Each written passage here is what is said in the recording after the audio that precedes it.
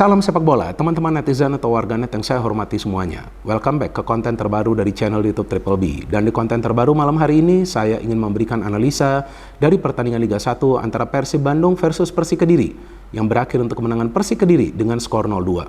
Dengan hasil akhir ini berarti untuk sementara Persib Bandung masih berada di zona 4 besar, tepatnya di peringkat nomor 3. Tapi untuk pertama kalinya Persib Bandung kalah di kandang sendiri musim ini. Dan selain itu juga untuk pertama kalinya Persib Bandung kalah setelah dalam 14 pertandingan sebelumnya tidak terkalahkan. Sedangkan bagi Persik Kediri dengan kemenangan atas Persib Bandung berarti dalam 4 pertandingan terakhir Persik tidak terkalahkan dan untuk sementara ini berada di zona papan atas, tepatnya di peringkat nomor 6. Jujur teman-teman, saya tidak pernah menyangka bahwa Persib Bandung akan kalah di kandang sendiri lawan Persik Kediri. Bukan saya menganggap remeh Persik Kediri, enggak. Persik Kediri juga tim yang performanya lagi bagus. Cuman kan ketika bermain away, ya mereka sebetulnya gak konsisten.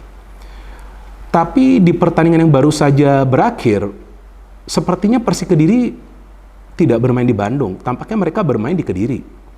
Karena para pemain Persik Kediri menikmati jalannya pertandingan.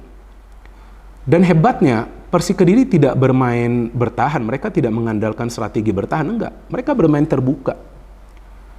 Mereka memberikan shock terapi kepada para pemain Persib Bandung dengan bermain terbuka. Tampak jelas para pemain Persib Bandung tuh kaget. Para pemain Kediri berani bermain terbuka. Berani bermain mengandalkan high line of pressing. Berani memberikan tekanan kepada para pemain Persib Bandung yang berada di ruang pertahanan yang coba untuk build up, yang coba untuk membangun sebuah proses serangan. Sebaliknya para pemain Persib Bandung sama seperti di pertandingan sebelumnya lawan PSM Makassar, tidak bermain mengandalkan kerjasama. Ketika saya membuat konten review untuk pertandingan antara Persib versus PSM, di mana saya menegaskan bahwa Persib Bandung mainnya jelek, bahkan di judul dari konten tersebut saya tulis, Persib Bandung mainnya jelek. Banyak dari teman-teman yang tentu merupakan fans dari Persib Bandung, tampaknya tersinggung atau mungkin juga marah. Bahkan berkomentar secara negatif. Tapi kan sekarang terbukti apa yang saya katakan benar. Karena yang saya katakan di konten tersebut, konten match review dari pertandingan Persib versus PSM, bahwa jika para pemain Persib mainnya seperti ini, ya tentu akan sulit untuk bisa lolos ke Championship Series. Dan permainan Persib lawan PSM itu sebetulnya sudah merupakan sebuah sinyal yang sangat mengkhawatirkan. Tapi ternyata terulang lagi di pertandingan malam hari ini. Saya bingung juga, kenapa sih nggak bisa mengalirkan bola dengan benar? Karena kalau kita membandingkan materi pemain Persib dengan Persik, sebetulnya materi pemain dari Persib unggul. Ya kan, mereka punya Ciro, punya David, yang secara total telah berkontribusi 25 gol, tapi di pertandingan malam hari ini juga tumpul. Berapa total peluang dari Persib? 5. Ya, berapa banyak dari dalam kotak penalti? 1. Dari David da Silva. Berapa banyak dari luar kotak penalti? 4. Artinya apa? Para pemain Persib sulit bermain kolektif sehingga mereka tidak bisa menciptakan peluang dari dalam kotak penalti pertahanan Persik Kediri. Memang Persik Kediri juga mencetak gol dari situasi bola mati, betul kan, penalti and also free kick. Tapi kan terlihat secara permainan para pemain Kediri menyatu di atas lapangan. Jadi sinergi antar lini itu jalan. Dan mereka bermain dengan 2 pengatur serangan yang sebetulnya beresiko lawan Persib Bandung, apalagi bermain di Bandung. Karena kan dengan mengandalkan 2 gelandang serang, kan akan berbahaya ketika kehilangan bola. Tapi para pemain Kediri yang bermain di lini pertahanan itu maju sampai ke tengah. Untuk sering menggagalkan upaya para pemain Persib membangun counter attack. Maka itu para pemain Persib sulit sekali untuk memanfaatkan situasi counter attack yang biasa juga mereka manfaatkan. Betul kan? Kan pernah saya jelaskan beberapa kali bahwa sejak dilatih oleh Coach Boyan Hodak, Persib tidak selalu bermain terbuka, bisa juga main counter, tapi main counter aja gak jalan. Dan mungkin teman-teman akan kembali mengatakan bahwa Persib kan kehilangan Freds Butuan, Persib kan kehilangan Levi Madinda. Nah, alasan seperti ini sudah expire. Ya, jadi saya pikir alasan seperti ini udah gak bijak lah dipakai lagi, bahwa Persib kehilangan Levi Madinda, kehilangan Freds Butuan, mungkin nanti akan dibilang kehilangan lagi pemain lainnya kan, kalau ada yang cedera. Gak bisa seperti itu, karena ya Coach Boyan Hodak juga sudah mengandalkan sumber daya pemain yang dia punya di skuad Persib. Masalahnya pemain yang dimainkan tidak bisa perform. Kan di konten match review dari pertandingan Persib versus PSM kan saya jelaskan. Beckham harus belajar lagi main bola dengan benar, kan terbukti. Ya, passing-passing dia gak akurat. Febri ngapain? Sama juga Warawiri. Akhirnya diganti, buat apa juga dimainkan dari awal.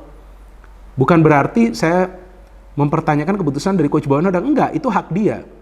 Tapi kalau sudah melihat pemainnya gak perform, buat apa lagi sih dimainkan dari awal? Memang udah gak perform Febri ini. Gak bisa, hanya berlari-lari ya. Kalau saya ngelihat permainan dari Febri ini mirip seperti Martial di MU. Jujur, saya bukannya mengejek, seperti itu. Udah cuman warawiri aja. Kan sepak bola itu bukan saja dimainkan dengan kedua kaki, tapi pakai otak juga. Gimana caranya mau membangun serangan, gimana caranya mau memberikan umpan yang akurat kalau gak mengandalkan visi permainan. Tapi para pemain Kediri, enak banget permainannya. Jadi pelatih mereka, Marcelo Rospide ya kalau nggak salah namanya. Nah dia meminta para pemainnya dapat bola nyerang. Jangan diam di tengah, jangan mainkan bola di tengah. Jangan sampai para pemain Persib itu merebut bola. Jadi ketika mereka menyerang, para pemain Persib sibuk untuk bertahan. Mau main counter gak bisa karena garis pertahanan yang tinggi dari para pemain Persik Kediri. Dan Persib seharusnya kalah dengan jumlah gol yang lebih banyak lagi karena penjaga gawang mereka nih yang baru ini ya asal Filipina, Kevin, melakukan banyak sekali penyelamatan. Kalau dari hitungan saya, total peluang dari Persik Kediri 7 dan Kevin melakukan 5 penyelamatan.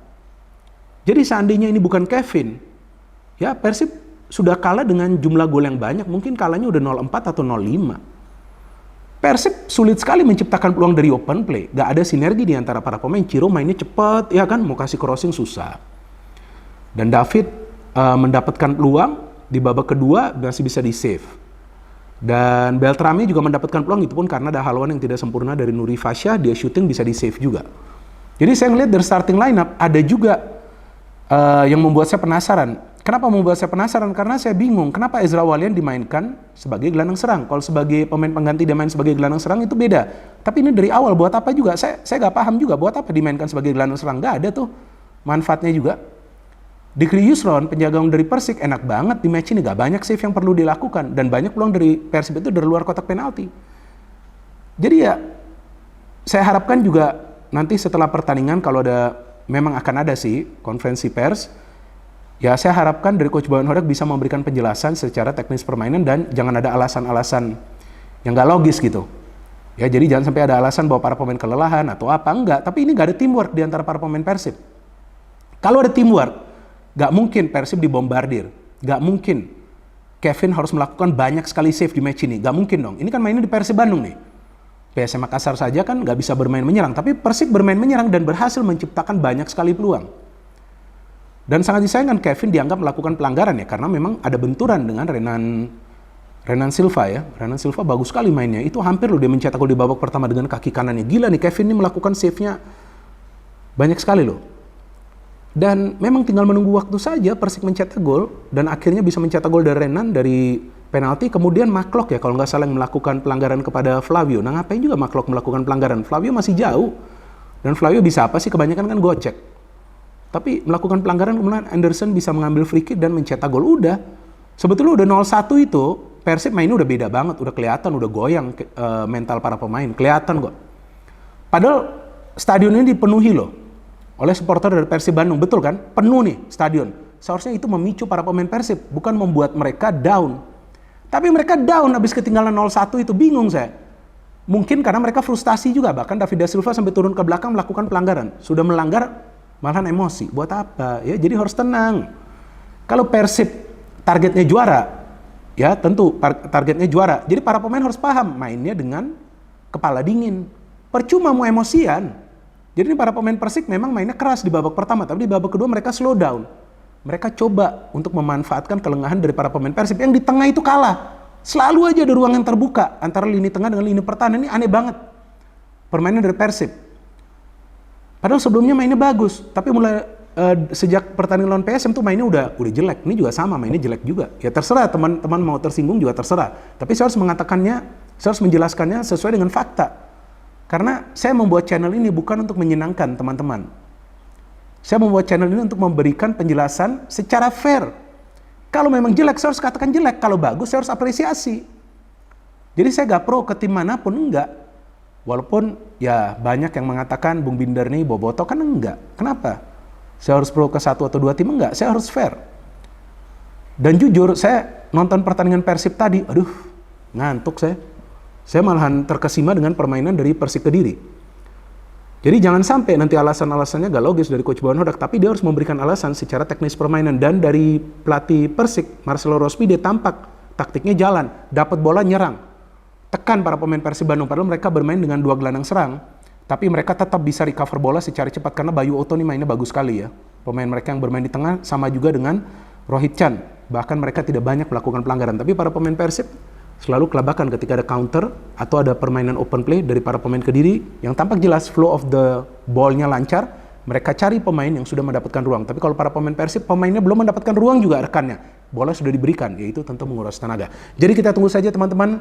Pertandingan selanjutnya dari Persib Bandung bukan berarti bahwa Persib Bandung sudah tidak punya peluang untuk lolos ke Championship Series, tapi tentu permainannya tidak bisa seperti ini. Dan next match Persib bermain di kandang Bali United tuh. Nah, itu penentuan bagi Persib. Jika kalah, maka tidak akan mudah untuk bisa lolos ke Championship Series.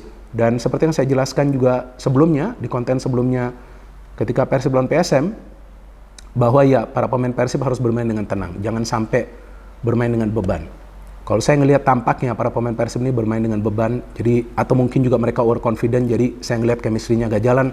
Tapi Beltrame mainnya gak buruk juga, namun sayang dia hanya bermain beberapa menit. Saya justru kira dia akan bermain dari awal, tapi dimainkan sebagai pemain pengganti.